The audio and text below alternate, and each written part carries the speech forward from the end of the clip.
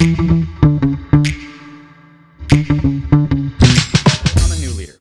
I don't have the relationships. I do not have the Mm, reputation. I do not have the network. I'm still trying to figure out my job. that's So, in the organization, how do I approach others to provide that sense of belonging for my own team when they're just going, I don't even know if I can trust this guy? Like, how do you start that process? oh, my go-to move is always playing the new card, hands down. I mean, I could be somewhere for 3 years. I'm like, I'm new. Nice to meet you. I'm Beth. Because in all honesty, it buys you a lot of lenience around people thinking, okay, she doesn't know and she's not coming in with preconceived notions. Mm. So what I would do is I may say, no, Russell, I'm new to this organization as the leader. Obviously, you've worked with me for years. What's the reputation of my organization? Do people like working with us? What could we do better? How would you like to see the partnership? And is it okay with you if I also share some feedback around how the team sees this going as well? So guess what? Beginner mindset not only works for experienced leaders, but it's wonderful for actual new leaders. And here's the thing. New leaders really get excited about this. In fact, sometimes they can come in like a bull in a china shop. That is probably the hardest part for new leaders, is not coming in and trying to change the world. So as a new leader, if you're wanting to secure the positive vibes that you got going, you want to observe a little more. You want to ask certain questions to the employees that you've inherited, right? You may want to say, what did you like about our last leader? What didn't you like? What makes you excited about your job? And maybe what's not going as well. And then you really want to do something that's incredibly important.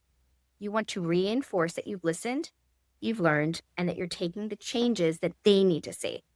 That's the key difference, right? It's not always about your mission as a new leader. In fact, it's rarely about your mission. You need to meet people where they're at and make sure that you're getting the best from them by doing what they need.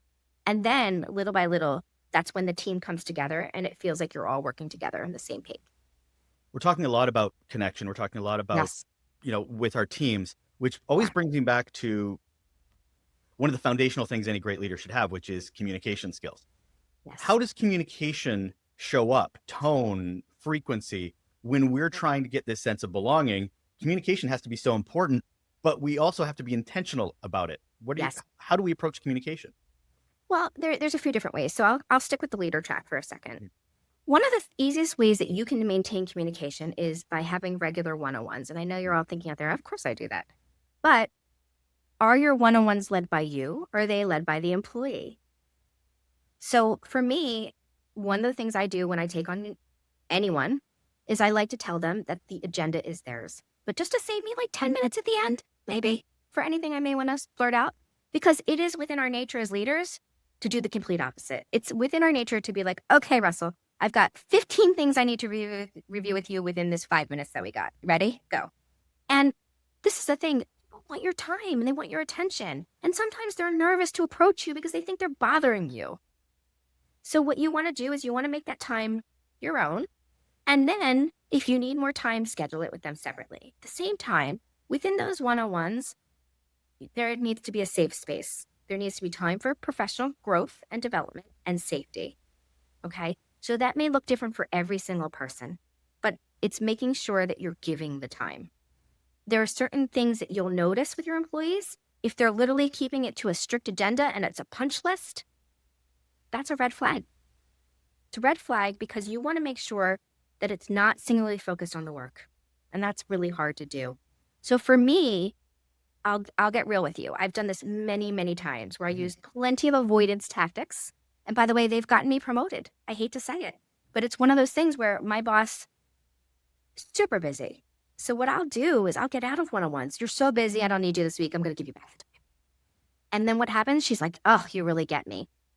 I have to tell you, there was a conversation that I had where I was honest. I said, listen, I am asking you to keep me accountable because I'm just going to keep canceling because I'm either nervous to talk to you because of my communication or yours. Mm.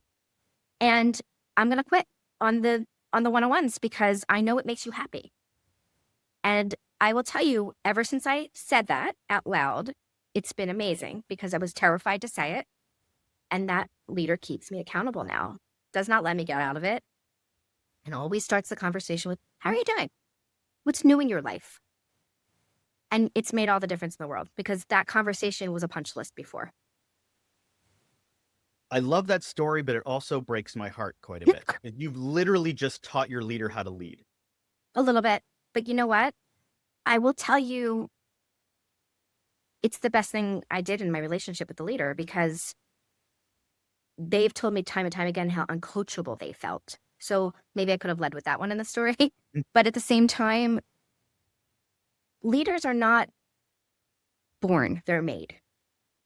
So while it may feel funny that I actually was teaching the leader on how to lead, that's okay. I'm willing to bet most of my leaders, as most of your leaders, were promoted because they were good at their job.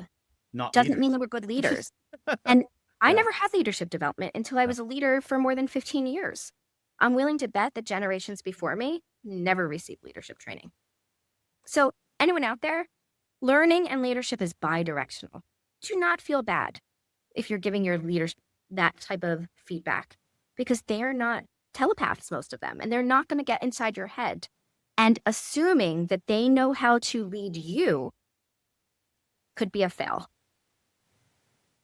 Yeah. And it's one of the things I have a challenge with sometimes in conversations about this, because what is our expectation of leadership? Well, most of them aren't leaders. To be That's right. completely blunt, by the definition of leadership, they're Yes. not leaders because they're too busy to be leaders. Yes. And that's another problem because their boss, to your point, all leaders are employees, their Yes. leader is not being a leader. We're That's just perpetuating this leadership brokenness across organizations. So I totally get that from we need to help our leaders be better leaders, Yes. but so do leaders need to help leaders be leaders. And it's sort of, we're in this middle of push and pull, Oh, yeah. which Yeah. just is more frustrating. Yeah. Even though there are bright lights and there's certainly opportunities, it just it gets frustrating that we have to, junior staff who have no leadership development have to teach their own leaders how to develop. Yes. And another way to look at it, though, is that we help each other grow through this Sure. process. I have, in the past, where I've gone wrong is I always think all of my leaders have to be so much better than me. It's so important that they know more than me, that they understand more than me. And here's the thing, that's not always the truth. And it's very rarely the truth. You need each other to be successful. By definition, to your point, leaders need followers. And there are followers and then there are just employees. Would you, the question I ask most people is, would you follow your leader to the next job? And if you're a leader out there, that's maybe one that you want to take to heart.